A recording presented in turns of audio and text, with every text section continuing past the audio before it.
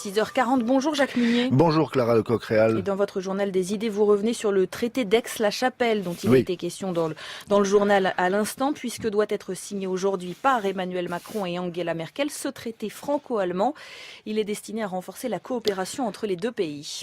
Et oui, et comme il arrive souvent, Clara, dans l'histoire des idées, on peut féliciter les détracteurs d'un texte ou d'une pensée pour l'avoir transmis à la postérité, ne serait-ce que sous la forme de citations, même tronquées. En l'occurrence, c'est la bordée d'inexactitudes et d'interprétations fallacieuses, voire saugrenues, qui a introduit dans le débat public les principales dispositions du traité de coopération franco-allemande, car on ne peut pas dire que la publicité lui soit venue des canaux officiels et encore moins des médias qui ne s'intéressent en général à la construction européenne que sous l'angle de ses failles ou de ses impasses. Si l'on veut avoir quelques détails sur ce texte censé réactiver l'historique traité de l'Élysée signé par De Gaulle et Adenauer le 22 janvier 1963, il faut se reporter aux rubriques de vérification des quotidiens Le Monde, les décodeurs, ou Libération, Check News. Et non, le traité ne prévoit ni de céder le siège de la France au Conseil de sécurité des Nations Unies, ni l'Alsace et la Lorraine à l'Allemagne, comme a fait mine de s'en émouvoir Marine Le Pen, toujours à l'affût d'une discorde avantageuse concernant l'Europe. Pour résumer l'esprit du nouveau traité, on peut citer la résolution adoptée conjointement par l'Assemblée nationale et le Bundestag, qui lui assigne de développer les convergences dans des domaines comme l'approfondissement de la coopération transfrontalière, l'espace économique franco-allemand et le marché intérieur européen, les droits sociaux en France et en Allemagne. Concernant le siège permanent de la France au Conseil de sécurité de l'ONU, le traité prévoit d'étendre la coopération avec la diplomatie allemande dans le cadre d'une politique étrangère commune afin de promouvoir aux Nations Unies les positions et les engagements de l'Union européenne face aux défis et menaces de portée mondiale.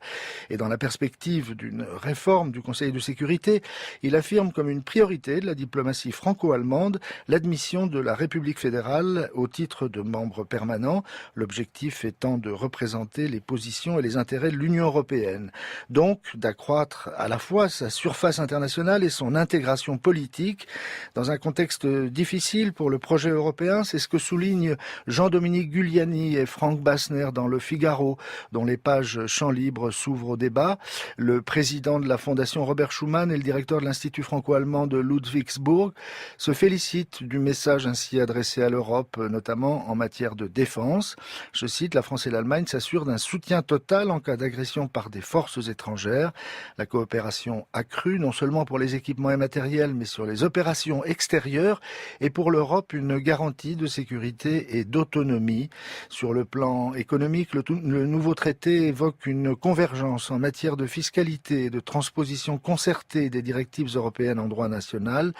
Et surtout, toutes les possibilités offertes par ce traité sont ouvertes à d'autres partenaires européens. Mais le juriste Olivier Gohin estime dans Le Figaro que plusieurs clauses du traité ne sont pas conformes à notre Constitution, notamment en matière de défense où la stratégie de dissuasion nucléaire ne peut être que nationale. Passons sur la coopération transfrontalière avec l'Alsace et la Lorraine, objet de l'agitation lepéniste des vieux symboles, mais qui a le mérite de laisser entrevoir une Europe des régions alternative au repli nationaliste. Le constitutionnaliste dénonce le préambule du traité qui affirme la volonté d'une Union européenne souveraine alors que cette organisation internationale, dit-il, n'est pas un État.